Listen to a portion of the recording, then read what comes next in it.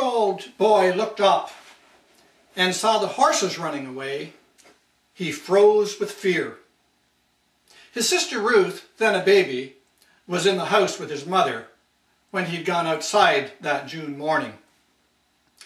3 years older than she, but not yet in school, he'd been roaming between the house and the barn. He was keeping one eye on his dad, who was working with the team of horses in the west field. His father had just unhooked, perhaps from the plow, and had driven the horses to the edge of the barnyard and walked into the stable, leaving them near the fence, standing untied. The boy was imagining with what great speed he'd drive his own horses when he grew up. He would waste no time.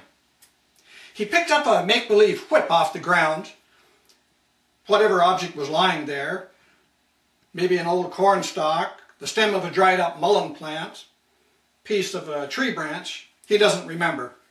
It turned out not to matter. About 3 or 4 fence panels from the team of horses, he began to whip his imaginary horses into top speed, smashing his pretend whip on the ground and shouting in a voice of authority, or as close to authority as a 5-year-old could muster. The horses were standing placidly in the late forenoon sun, waiting for his father to return from the stable. And although he wasn't looking directly at them, he could see they were there whenever he raised his head, before he started beating the ground. But suddenly, the horses, seconds ago lolling their friendly heads amid the buzzing of flies, were no longer waiting at the fence. They were galloping at breakneck speed toward the house. He froze with fear.